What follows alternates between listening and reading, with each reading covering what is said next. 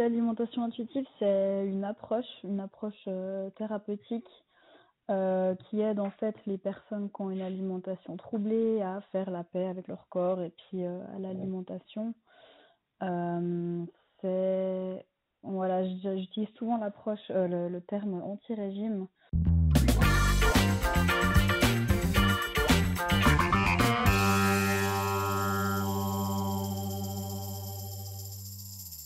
Alors oui, il faut savoir que c'est compatible vraiment avec tout type de personnes parce qu'encore une fois, c'est pas un cadre qui est fixe et c'est un cadre qu'on peut adapter à tout profil. Et puis là, ben, comme tu dis, dans le cadre d'un sportif, ça va être important de se dire, ben, on peut pas simplement dire écoute ta faim et mange à satiété.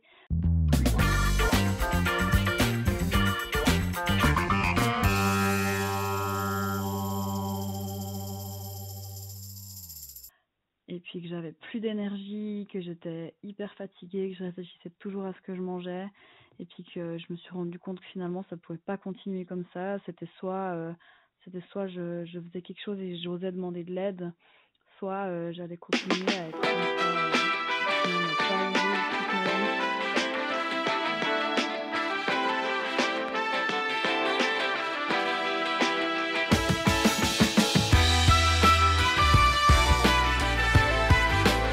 Bienvenue dans le podcast Au-delà du mur, le podcast destiné aux coureurs amateurs.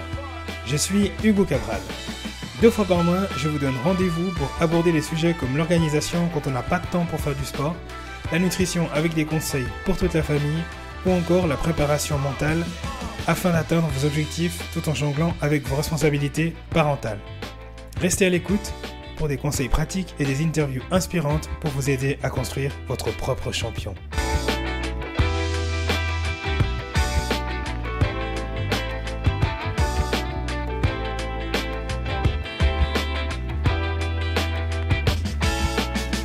L'alimentation intuitive, déjà entendu parler ? Il y a quelque temps, on est entré en contact avec Christelle, nutritionniste à Fribourg. Avant notre échange, j'aurais jamais eu l'idée d'associer nutrition et intuition ensemble. Pourquoi ? Parce que ma réputation de grand mangeur, elle est plus à faire, et si je devais manger ce que mon intuition me dictait, mon régime alimentaire, il serait composé de raclette fondue au fromage, à la viande et immense gueuleton, et étonnamment, il n'y aurait pas beaucoup de légumes. Pourtant, au fil de la discussion, je me suis rendu compte que mon amour pour les plats très caloriques, il n'est pas incompatible avec ce principe.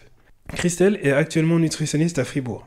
J'utilise le terme actuellement parce que si on fait un retour en arrière sur son CV, on découvre qu'elle a un master en économie politique.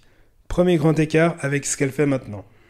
Dans le passé, elle a souffert à cause de l'alimentation et dans la société codifiée dans laquelle on est actuellement, j'imagine que ça n'a pas dû être de la tarte pour trouver la sérénité, sans mauvais jeu de mots.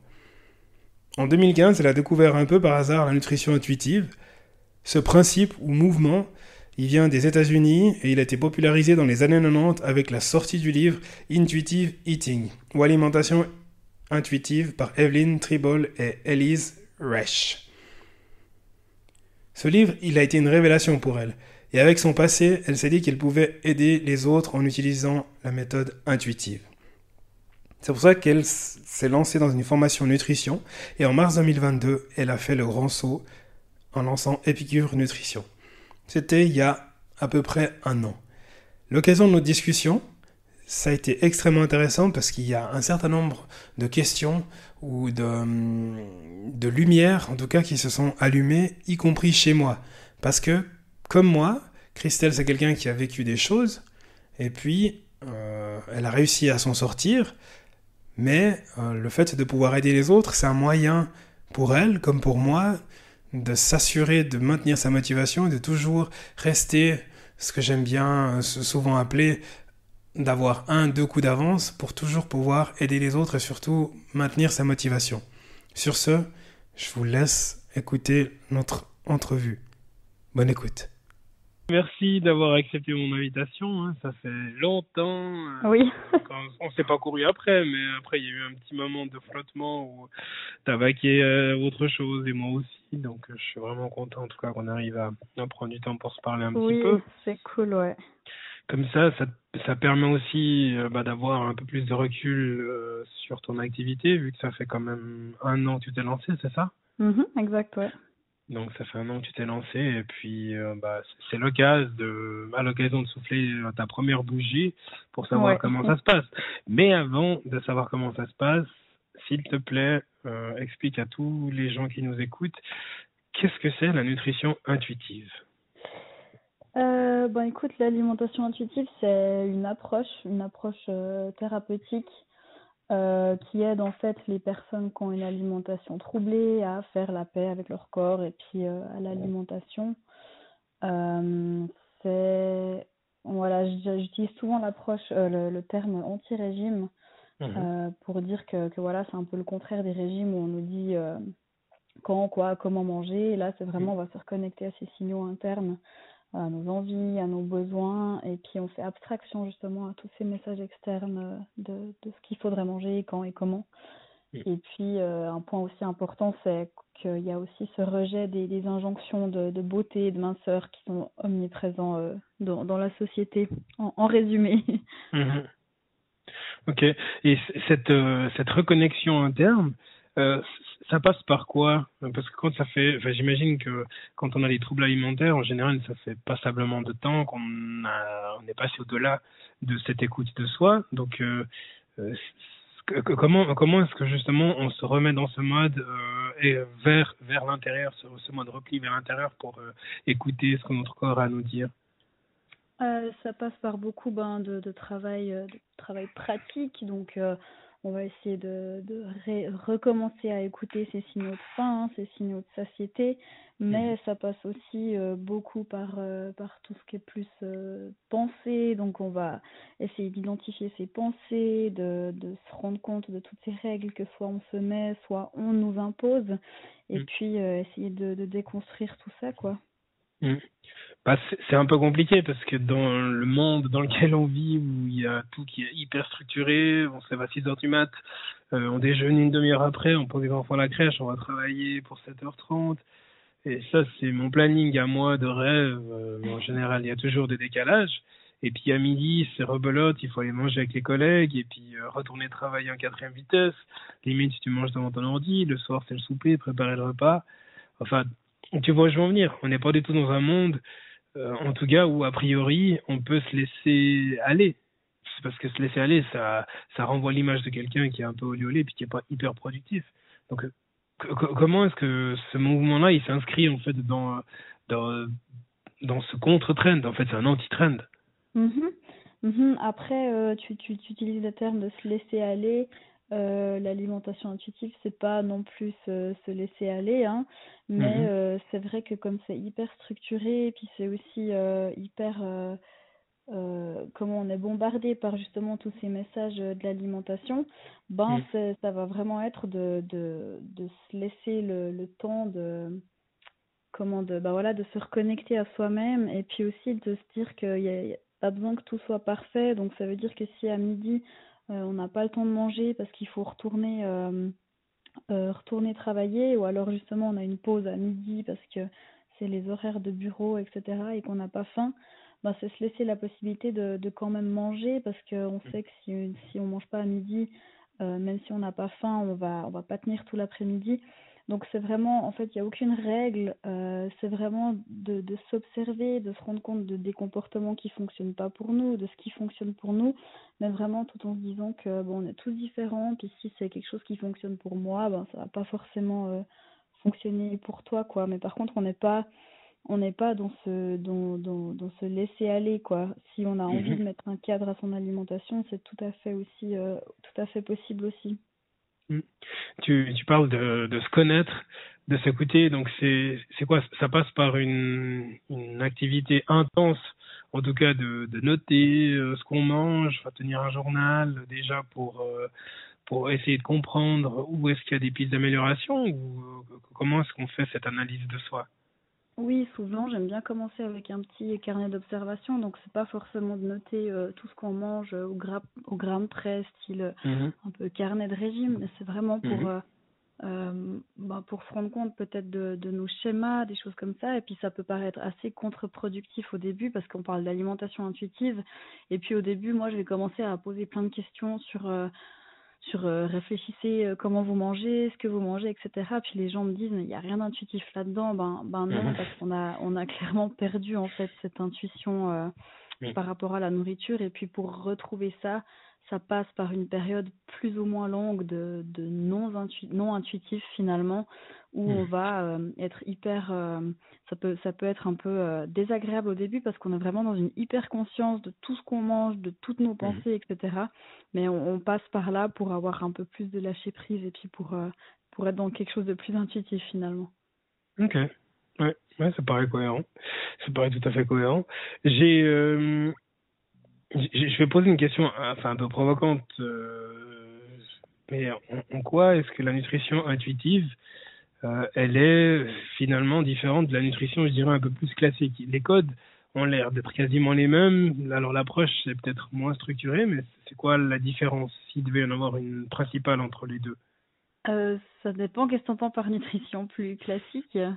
Bah, je dirais, quand tu côtoies, alors moi j'ai eu côtoyé des nutritionnistes et puis en fait, bah, tu tiens ton carnet d'alimentation pendant une semaine et puis ensuite, enfin pendant 10 jours et puis après tu retournes la voir et puis bah, sur la base de ce que tu manges, il y a des recommandations sur quelle quantité, etc. tu devrais manger et puis après tu essaies justement de remettre en place des bonnes habitudes pour adapter les proportions que tu as dans ton assiette. Mhm. Je pense que la plus grande différence alors par rapport à ça, c'est que souvent enfin, ce que tu me décris là, c'est, je pense, pour soit perdre du poids, soit pour améliorer sa santé. Mm. Et puis l'alimentation intuitive, en fait, ce qui change avec ça, c'est que déjà, on n'est pas du tout sur un but de perte de poids. Alors, ça ne veut pas dire que la perte de poids ne peut pas être, enfin, l'envie de perte de poids ne peut pas être présente. Elle peut tout à fait être présente, mais ça ne va pas être notre but principal. Et ensuite, par rapport à ce qui est de plus santé, en Mm. fait, ce qui moi me dérange personnellement dans la nutrition classique, c'est qu'on nous dit il faut mettre du contrôle pour avoir une alimentation santé, pour reprendre des bonnes habitudes alimentaires. Alors Mm. qu'en alimentation intuitive, on Mm. pense justement que le corps sait très bien ce qu'il fait et qu'il n'y a pas besoin d'avoir du contrôle pour avoir une alimentation santé. Mhm. Et que une alimentation santé et équilibrée, elle inclut de tout et c'est pas forcément une alimentation qu'on calcule au centimètre près, de se dire il faut pile un tiers de légumes, un tiers de féculents et un tiers de protéines, etc. En fait, Mm. c'est vraiment c'est cette idée de se dire il n'y a pas besoin de contrôler son alimentation pour avoir quelque chose d'équilibré et de sain. Mm. Si en fait on faisait confiance à notre corps, ça fonctionnerait très bien aussi. Ouais. Ouais, alors, en tout cas pour moi maintenant j'ai totalement saisi. Enfin, si je résume les deux expériences, enfin, j'ai pas vécu l'expérience nutrition intuitive, en tout cas pas pour le moment, mais c'est vraiment cette notion de contrôle parce que clairement quand j'étais dans la nutrition classique, c'était le contrôle de la proportion en tout cas qu'il y a dans l'assiette, c'était un peu suivre une marche à suivre sur une procédure. Je suis Mhm. quelqu'un qui adore les procédures, donc ça a quelque chose de réconfortant de suivre quelque chose qui est plus ou moins structuré, même si ça nous fait, je dirais, pas trop nous écouter. Parce que, de nouveau, on rentre dans un mécanisme, on n'a pas trop besoin de réfléchir, et puis on fait, et puis voilà, quoi. Mhm. Alors que la Après, nutrition intuitive, j'ai l'impression qu'il y a cette notion de sens dans l'alimentation qui est un peu plus forte. oui, je pense que tu as bien compris. Puis il y a aussi ce côté de se dire, en fait, est-ce que vraiment on a envie de vivre toute notre vie avec du contrôle? Parce que ce qu'on se voit aussi avec la nutrition classique, c'est que les gens mettent du contrôle un certain temps, mais Mm. souvent ils n'arrivent pas à le tenir. Donc certains le tiennent peut-être jusqu'à 10 ans, hein, j'en sais rien, mais au bout d'un moment, il y a quand même un ras-le-bol, j'ai envie de faire un Mm. peu moins attention, etc. Et puis c'est là qu'on tombe après dans l'autre extrême. Plus on a mis de Mm. contrôle, plus on peut tomber dans l'extrême du non-contrôle, ce qui Mm. va renforcer en fait la croyance qu'on a besoin de contrôle justement pour manger sainement. Mm. Parce Ouais. que si on a été 10 ans dans le contrôle et qu'on n'a pas mangé de chocolat, je sais pas, ou très très peu, Mm. après 10 ans, tout d'un coup, on va se jeter sur le chocolat, on va en manger énormément, donc non, ça sera pas sain. Et du coup, on va se dire, voilà, je savais, si je me contrôle pas, je mange pas sain, et du coup, on croit qu'on a besoin de ce contrôle. Mm. Alors que non, finalement, quand on s'autorise vraiment à manger tous les aliments, finalement, cette alimentation équilibrée, elle vient assez naturellement et c'est assez fou, mais faut vraiment le vivre pour le croire, quoi. Mm. Mais c'est très intéressant ce que tu dis, parce que ce côté 10 ans après, c'est toujours. Alors, moi, j'ai pas cette temporalité autant grande, mais c'est toujours quel est le plus petit truc qu'on va mettre en place qui dans 10 ans sera toujours là. Je pense que c'est ça la clé, parce que j'ai fait justement j'ai été suivi par un nutritionniste pendant j'ai fait de la course à pied, etc. Je pense que j'ai plus ou moins en tête la grande partie des choses dont on avait discuté, sauf que maintenant, si je devais malheureusement ressortir un élément essentiel de ce qu'on a vu, bah, je suis pas en mesure de le ressortir. Alors, tu comprendras encore mieux ce que je suis en train de te dire si tu écoutes. Alors, je suis pas en train de teaser un prochain épisode, mais si tu écoutes un prochain épisode, je suis allé voir un médecin du sport et puis il m'a, en gros, il m'a dit les cas de vérité. Bah, quand je fais un petit rétro-pédalage, je me dis, chier, quoi. Putain, qu'est-ce que j'ai retenu de ce que j'ai fait avant, quoi. Ouais. Bon, pas grand-chose. Non, pas grand-chose. Du coup, ça m'amène au point suivant. Donc, comment est-ce que, moi, je viens de te voir demain, comment est-ce que, à partir de demain, on arrive ensemble à semer la petite graine qui restera toujours imprimée dans mon cerveau pour que j'oublie pas la chose la plus essentielle? Je pense que ça dépend j'aime pas ce mot de volonté, mais du désir que la personne a à vraiment vouloir guérir sa relation à l'alimentation. Après, moi, comme j'aime bien travailler, comme je l'ai dit avant, j'aime bien donner un petit carnet d'observation où la personne va se rendre compte en fait du temps qu'elle passe à penser à l'alimentation, des émotions aussi qui sont liées, donc la culpabilité, la honte, etc. Et j'aime beaucoup faire aussi regarder en fait dans le passé tout ce que la personne a vécu avec l'alimentation, parce que souvent c'est très très lié. Par exemple, des patientes qui me disent en fait je me rends compte maintenant que quand j'étais petite, les biscuits ils étaient cachés dans une armoire, et puis des fois je me retrouvais à aller voler de la nourriture en cachette, et 20 ans ou 30 ans après, ces personnes-là se retrouvent encore des fois le soir à attendre que leur mari aille au lit pour aller manger des biscuits, comme s'il y avait vraiment une honte en fait de manger ces choses qui restent en fait depuis très longtemps. Oui. Et du coup, de passer par cette compréhension de d'où viennent ces mécanismes, d'où viennent ces croyances, que ce soit par rapport à l'alimentation ou au poids, comprendre le pourquoi, ça aide les personnes à aller de l'avant. Et puis après, tout ce travail pratique d'exercice, d'essayer de changer un peu ses pensées, ça fait vraiment du changement, je pense, sur le long terme. Donc il y a à nouveau cet aspect quand même psychologique. Donc tu as prononcé le pourquoi.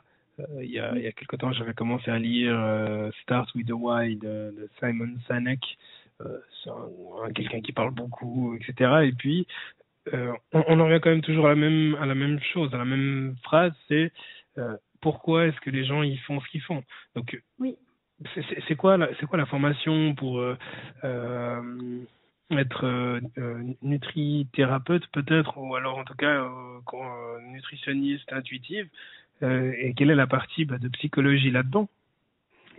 Alors j'ai fait la formation de nutritionniste en Suisse, donc ça c'était vraiment basé sur la nutrition pure et dure. Et ensuite j'ai fait la formation d'alimentation intuitive qui vient des États-Unis.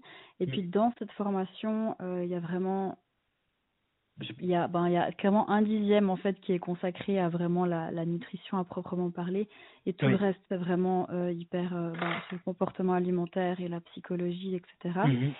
Et puis à côté de ça, c'est vraiment un thème qui me passionne, et je me forme aussi encore en ligne sur tout ce qui est outils de comportement alimentaire, et puis même certains outils de psychologie aussi que j'utilise assez fréquemment dans les consultations. Donc oui, j'ai un titre de nutritionniste, mais c'est vrai qu'il y a quand même beaucoup de psychologie là derrière. Et d'ailleurs, je reviens à ta question de quelle est la différence avec la nutrition classique. Je pense qu'il y a clairement cet aspect comportement alimentaire que dans la nutrition classique est totalement oublié, quoi.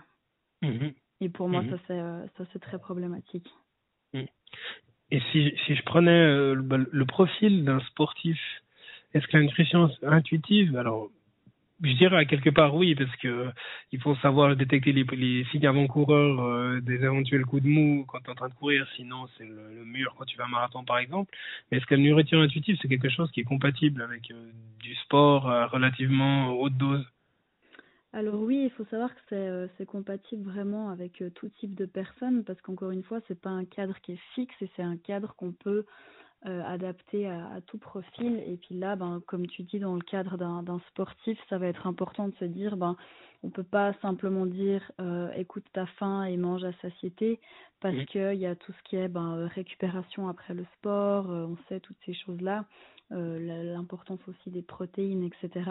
Donc ça, c'est toutes des choses qu'on va mettre en place avec la personne, en plus des principes de base de l'alimentation intuitive. On va vraiment adapter aux sportifs en prenant en compte toutes ces choses-là qui sont finalement typiques du sportif à haut niveau. Mhm, mhm. Et puis si on a parlé du sportif, alors la nutrition c'est très cliché, mais enfin je suis absolument pas pour les clichés de genre, mais la nutrition on attribue ça très souvent à un thème qui est porteur auprès des femmes. Et toi, au niveau consultation, ta patientèle, je sais pas si c'est le bon terme, c'est quoi comme proportion à peu près? C'est clairement 3/4, un quart, on va pas se le cacher. Après, je trouve que c'est dommage parce que je le vois aussi autour de moi. Il y a aussi beaucoup d'hommes qui souffrent d'une alimentation troublée. Après, je pense que c'est peut-être plus difficile pour un homme d'en parler. Aussi, je reviens un peu dans les clichés de genre, et puis c'est beaucoup moins représenté en fait. Même si on parle de troubles alimentaires, on voit beaucoup plus souvent des femmes que des hommes, alors que les hommes en souffrent aussi. Mais je sais pas s'il y a une peur de pas demander de l'aide ou de paraître faible, ou ouais, je sais pas vraiment quel est le problème là derrière.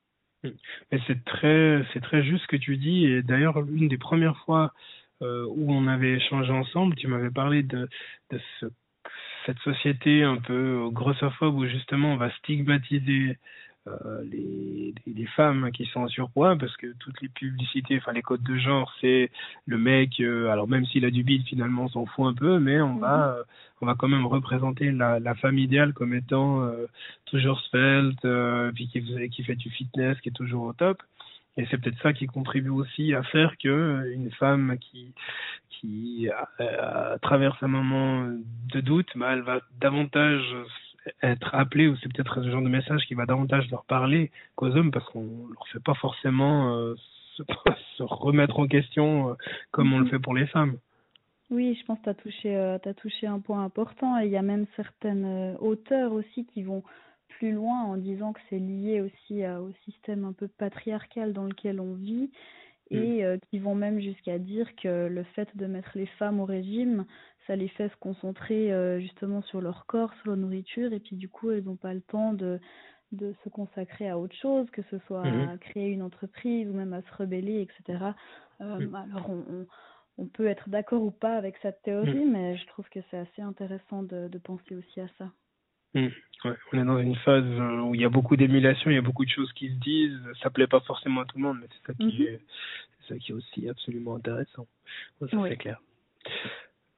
À chaque fois que je reçois un ou une invitée, je les soumets à la redoutable séquence des 10 questions auxquelles il faut répondre le plus rapidement possible. Le but, c'est d'en savoir un peu plus sur toi, sur ce que tu fais, mais aussi de rigoler un peu. Certaines questions nécessiteront peut-être un peu plus de réflexion, donc c'est pas du tac au tac, mais si tu réponds du tac au tac, c'est juste génial. Christelle, est-ce que tu es prête à passer sur le grill? Je suis prête. Let's go. Au-delà du mur, sur le grill.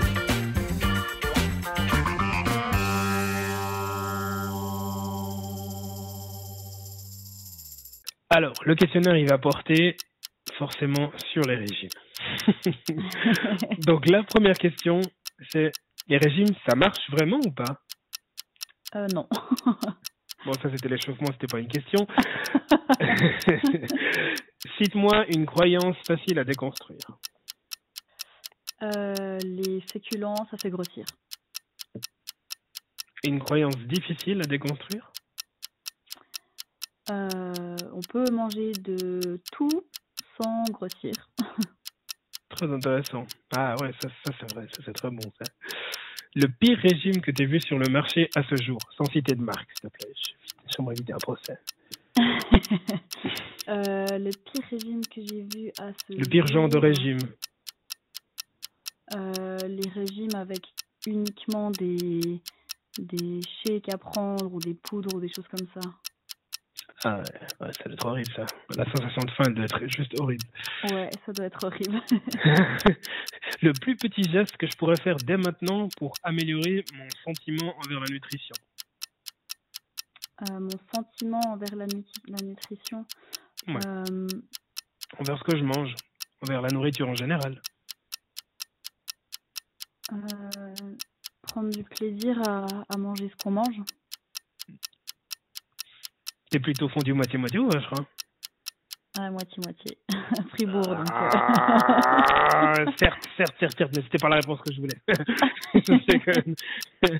La phrase que t'entends le plus souvent. Je pense que ça va. La phrase qui t'énerve le plus.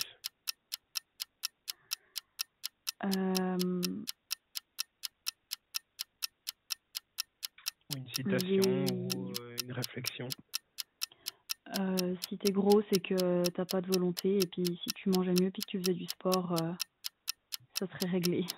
Ouais, ça c'est vraiment pas cool. Une série populaire qui est très grossophobe, d'après toi. Friends. Avec un épisode en particulier? Oui, l'épisode où ils se remémorent de leur première prom. Ouais, je me rappelle, effectivement.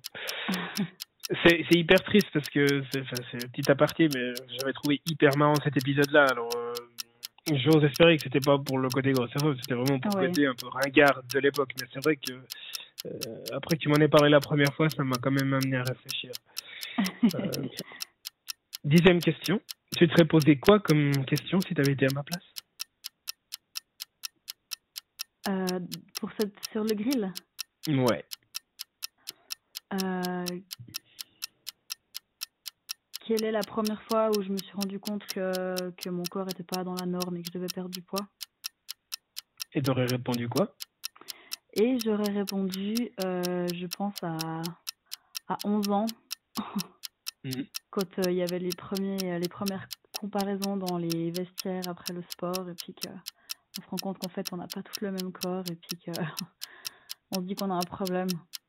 Je comprends. Enfin, j'imagine, ça arrive aussi chez les garçons, donc effectivement, c'est peut-être un peu plus tard, mais ça arrive quand même aussi. Ouais. Bravo. T'as très bien répondu. Les questions n'étaient pas forcément hyper faciles. Hein. Le sujet, il fait ragoter, il fait parler beaucoup, mais tu t'en es hyper bien sorti. Bravo. Trop bien, merci.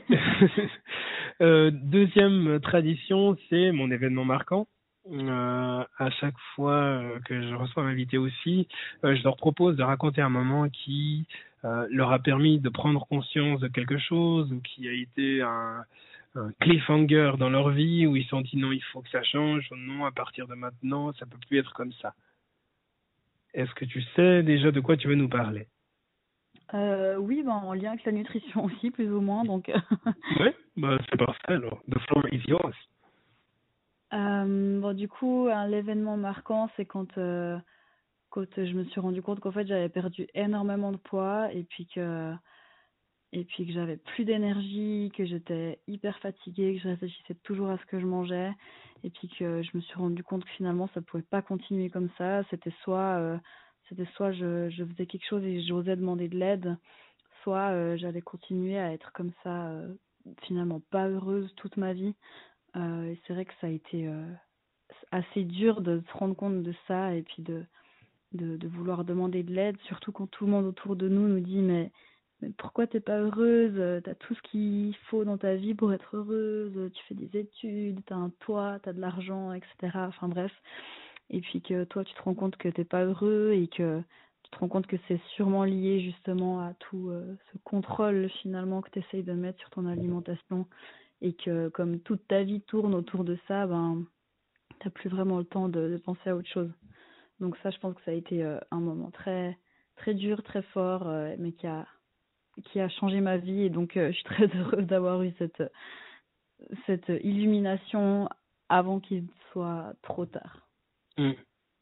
Ouais, c'est très profond comme souvenir. En tout cas, c'est un élément qui est fondateur de l'activité que tu as maintenant et de la personne que tu es maintenant.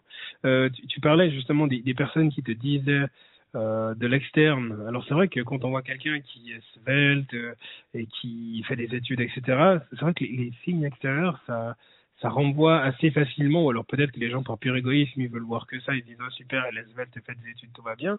Mais est-ce que tu as quelqu'un qui t'a dit « Écoute, ça va pas, enfin j'ai l'impression que ça va pas », ou c'est vraiment à un moment tu t'es dit « Mais c'est pas possible, tout le monde dit que tu as tout ce qu'il faut pour être heureuse, et puis toi, pour une raison obscure, tu n'arrives pas à l'être ». Est-ce que c'est vraiment à ce moment-là que tu t'es dit « Ouais, il y a vraiment un truc qui cloche », ou est-ce que c'est quelqu'un d'extérieur ? Bah, honnêtement, on me l'a dit, mais après, c'est vrai que quand on veut pas l'entendre, tout le monde sur Terre peut nous le dire, on va pas le croire. Et puis moi, je me disais, oui, mais je dois faire ça pour garder ma ligne, c'est normal, tout le monde fait ça. Enfin, j'étais vraiment dans le déni total, jusqu'à justement que moi, je me rende compte que quelque chose n'aille pas, en fait. Parce que tout le monde a beau nous dire que ça va pas, si on n'est pas prêt à l'entendre, on n'est juste pas prêt à l'entendre, quoi. Il a fallu que tu fasses ton cheminement, ton cheminement pour effectivement réaliser. Et puis, une fois que tu as réalisé, la réaction, ça a été quoi ? De mon entourage ou de moi-même ? De toi ? La réaction, ça a été ok, maintenant, ouais, encore une fois, soit tu fais quelque chose, soit tu restes misérable comme ça toute ta vie. Et puis c'est difficile d'avoir cette réalisation. Et puis c'est pas non plus après facile tous les jours, parce qu'il y a des rechutes où on retombe dans ses anciens travers, on retombe dans la restriction, dans le sport extrême. Et puis après, voilà, il faut faire son cheminement petit à petit. Il y a des hauts et des bas, mais voilà, je pense qu'on peut, enfin, je pense pas, non, je sais qu'on peut vraiment en sortir. Quand tu te retrouves justement dans ces fameuses rechutes, est-ce qu'il y a un moment, tu as un totem où il y a quelque chose qui te permet justement de revenir à la surface et puis de retrouver finalement ton calme et puis de pouvoir reprendre tes habitudes? Oui, mais je pense qu'avec tout le travail que j'ai fait, j'ai des bases maintenant assez solides qui me font un peu me rendre compte quand je retombe dans mes travers. Est-ce que j'ai un totem? Non, je pense que c'est vraiment de moi à moi, dans ma tête, qui arrive à me dire Christelle, là, fais gaffe, t'es de nouveau en train de tomber dans tes restrictions. Mais par contre, je sais pas honnêtement si je suis à l'abri d'une fois de nouveau être dans le mensonge par rapport à moi-même et puis de retomber totalement là-dedans. Je me l'espère pas, mais je sais pas comment ça peut se passer. Et est-ce que, cette question elle n'est pas du tout anodine, mais est-ce que, je t'expliquerai après pourquoi, est-ce que le fait de coacher des gens, enfin de suivre des gens au niveau nutrition, c'est aussi un moyen pour toi, alors déjà d'une part d'aider les personnes qui passent par ce par quoi tu es passé, mais aussi c'est un moyen pour toi de rester, enfin de t'obliger, je sais pas si tu arrives à comprendre ce que je veux dire, un moyen de motivation supplémentaire pour toi, je caricature, mais de rester dans le droit chemin. Oui, je comprends bien où tu veux en venir, et puis honnêtement, je pense que oui, parce que c'est vrai que il y a aussi beaucoup de choses que je partage où des fois c'est des rappels pour moi, et du coup c'est vrai que pour moi finalement des fois c'est aussi chouette de re-entendre ces rappels, donc je l'avais jamais vu comme ça. Pour moi, c'était clairement aider les gens qui sont passés ce par quoi je suis passée, et aussi prévenir peut-être d'autres personnes de pas tomber là-dedans.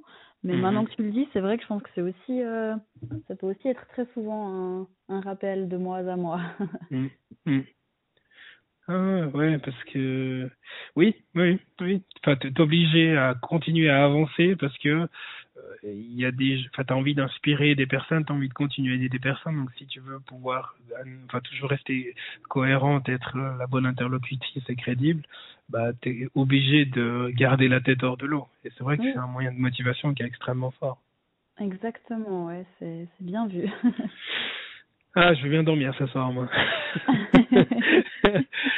Et du coup, c'est quoi tes actualités? Alors, corrige-moi si je me trompe, mais il me semble que tu es passé sur Frappe, enfin, en tout cas, ouais, sur Frappe, il y a quelques temps, tu as été interviewé, donc c'est quoi un peu ton actualité ces temps? Oui, Frappe, bon, ça date déjà de presque il y a une année. Par contre, il y a aussi Radio Fribourg qui m'a interviewé dernièrement. Oui. Mes actualités, je reste très active sur les réseaux sociaux. C'est vraiment un canal pour moi qui est important. Je reçois beaucoup de retours positifs aussi de personnes qui viennent pas forcément me voir, mais déjà juste ce que je mets sur Instagram, ça les aide beaucoup. Et pour moi, c'est important aussi de toucher le plus de monde possible. Et puis, sinon, je fais toujours mes consultations soit en ligne, soit en cabinet, donc en tête-à-tête avec la personne. Et puis, je suis en train de préparer un programme en ligne que les personnes qui ont peut-être un moins grand budget ou qui ont envie de faire quelque chose de plus autonome pourront faire sans mon aide, finalement. Et si on veut retrouver, justement, tu as parlé d'un site web, comment il s'appelle? Epicurenutrition.ch, tout simplement. Et puis ton Instagram? Épicure Nutrition aussi. Ah, c'est easy. Bon, je mettrai de toute manière les liens vers tes différents réseaux en copie. Dernière question avant de te laisser tranquille, c'est bientôt l'heure d'aller au lit, en tout cas pour moi. C'est quoi la typologie les gens qui t'écrivent? Alors j'imagine quand on parle de nutrition sur les réseaux sociaux, ça suscite souvent des réactions. Alors après, peu importe le type de réaction, mais quelle est la proportion des gens justement qui viennent te voir après t'avoir écrit sur les réseaux? Est-ce que c'est un moyen incontournable justement d'arriver à toi, ou c'est juste un moyen de faire un peu la causette? Je suis pas sûre d'avoir bien compris la question, mais honnêtement, les gens qui m'écrivent, souvent ils viennent après me voir. Et puis s'il y a des personnes qui m'écrivent juste pour me dire qui sont contents de mon compte Instagram, ça arrive aussi. Donc disons que la proportion, elle est aussi 3/4, 1/4, on va dire. Ouais, alors ma question c'était bel et bien dans quelle mesure Instagram c'était un canal d'entrée pour les gens qui venaient te voir, donc tu as répondu qu'effectivement il y a une partie des gens qui viennent te voir après t'avoir écrit, parce que c'est vrai que c'est quand même assez curieux d'entendre parler de nutrition intuitive. Les raccourcis sont vite faits, on se dit super, ça veut dire que je peux manger tout ce qui me passe par la tête quand j'en ai envie, et c'est absolument pas le cas. Exactement, oui. C'est juste fabuleux. Je te remercie en tout cas beaucoup de nous avoir parlé nutrition intuitive ce soir, Christelle.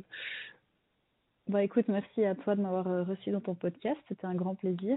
Je me réjouis en tout cas d'entendre la suite de tes aventures, et puis merci beaucoup pour les quelques illuminations quand même que notre discussion m'a apporté ce soir. C'est vraiment chouette, c'est toujours très enrichissant.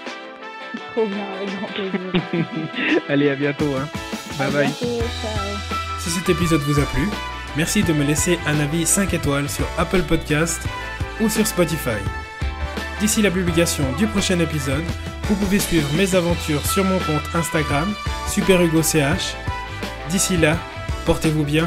Allez, à très vite. Ciao.